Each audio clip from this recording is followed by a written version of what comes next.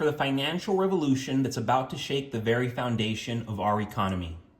Good evening, folks, and welcome back to another episode of Silver Dad Knows. Remember, always live with no edits. If this is your first time here, hit that subscribe button now, as you're gonna like what I'm about to say.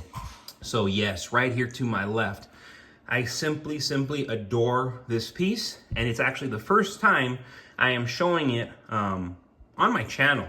So this is very exciting, and I recommend anybody who's serious in their game, their silver game, to be getting their hands on these Barber dimes, specifically 1899.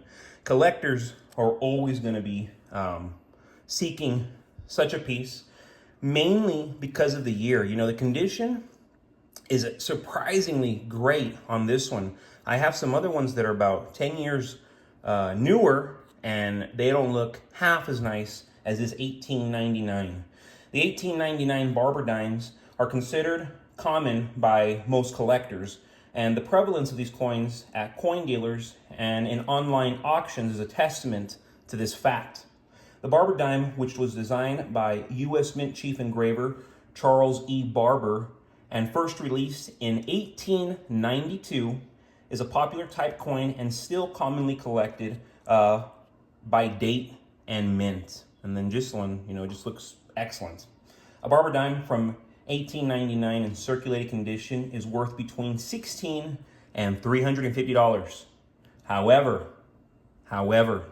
on the open market, 1899 dimes in pristine, uncirculated condition sell for as much as almost $14,000. The last one, which recently sold a few months ago, sold for $13,750. You got that right, $13,750. Imagine that. Knowing, oh yeah, back in the day, this could have bought you a loaf of bread. Back in the day, this could have bought you a comic book, one of the original comic books from the the early century. But now it's like, what is that going to get you? It can get you quite a bit, much more than a loaf of bread if you have one that's in pristine, uncirculated condition.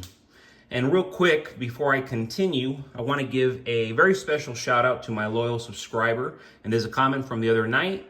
This is Bradley Osborne 1012.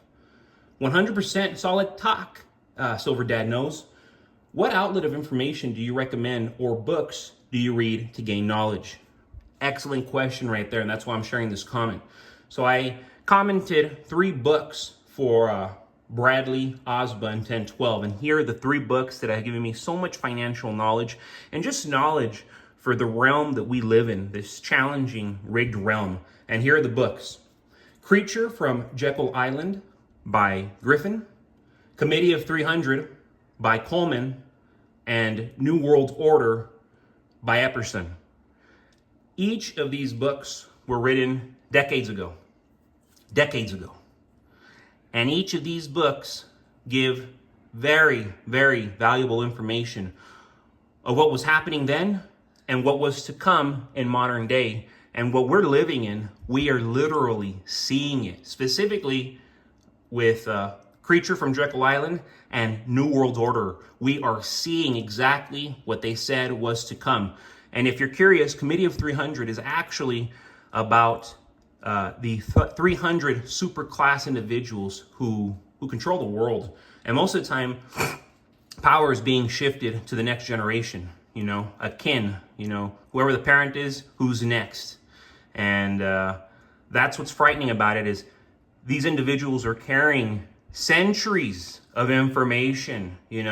Their wealth goes back 300, 400, 500 years. Some of their wealth goes back over a millennium. I mean, it's very hard to comprehend that, but this is what's going on. And kind of to get more into the episode's topic, the world's elite are aware of something very concerning that's about to unfold in the next 6 months. Warren Buffett just unloaded $2.3 billion worth of Bank of America stock. In May, he sold $21 billion worth of Apple stock.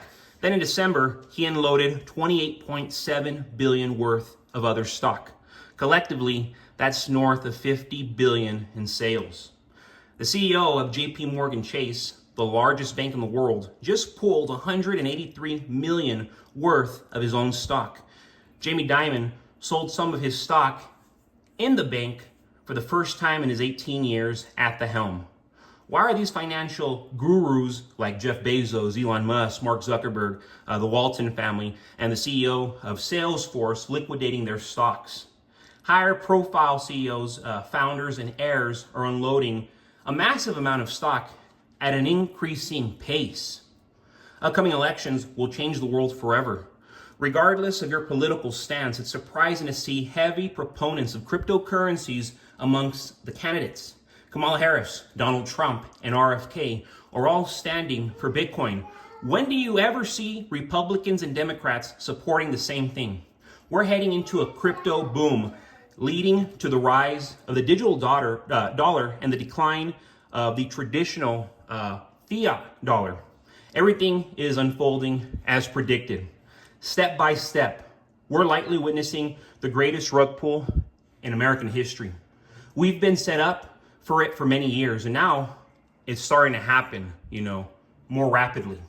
Hundreds of U.S. banks may be at risk of failure.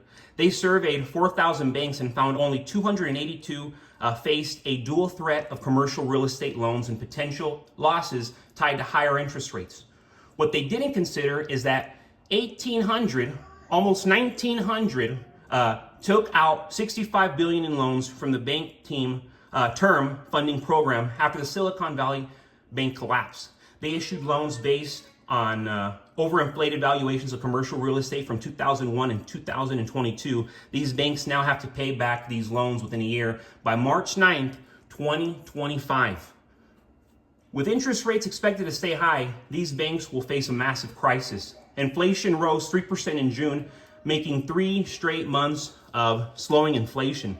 But excluding volatile food and energy prices, these are real expenses. Jerome Powell said inflation is on the downswing, but don't expect rate cuts. In truth, these guys, they're just selling hope. As interest rates remain elevated, banks will struggle, leading to push towards cryptocurrencies and eventually the digital dollar. Crypto companies are preparing for this shift with groundbreaking products and substantial buyback programs. The digital asset landscape is evolving, and companies like DeFi Technologies are leading the way with innovative investments. The rise of crypto and the push for a digital dollar will transform the financial world. Major political figures are now advocating for Bitcoin, and the adoption of digital currencies is accelerating. This shift will challenge the conduct of monetary policy and have implications for financial stability. The U.S.'s dollar's dominance is waning, and we're moving towards a world of multiple reserve currencies. With all this happening now, this is the time to invest in silver. As the financial landscape changes, silver will be a stable and secure investment. It will act as a lifeline in these uncertain times, providing a hedge against the coming financial turmoil. Don't wait until it's too late. Start investing in silver now to protect your financial future. You just have to. It's the most common sense thing to be doing. But so many people, they don't have common sense, unfortunately. So yes, right here, you were looking at a 2022 Maple Leaf. Canadian silver Maple Leafs debuted in 1988 at the Royal Canadian Mint. The coins have been issued each year since that time and are outsold on an annual basis by only the American Silver Eagle. So these are actually the top coins, the American Silver Eagle and the Maple Leaf. The coin features new security elements that were introduced in 2014. These include radial lines in the background field on both sides of the coin, as well as a newer mark on the reverse. The maple leaf on this field is micro laser engraved and includes the date mark of the coin with the last 2 digits only. This 22 inscription within is only visible under magnification, so very interesting. On the obverse of these 2022 Canadian Maple Leafs is an image of Queen Elizabeth II. Her Majesty is the longest reigning monarch in British history and served as the sovereign head of Canada. She appeared on the obverse of Canadian coins throughout her reign, with this portrait serving as a 4th-generation depiction of Elizabeth II. The effigy was created in 2003 by Susanna Blunt. Know her name? Huge, huge. in the silver game, and that is, remember, Susanna Blunt. And I also name Ian Rank broadly. There's just so many of them. But folks, thank you so much for joining us for another evening of Silver Dad Knows. God bless you. God bless your household. And as always, God bless America.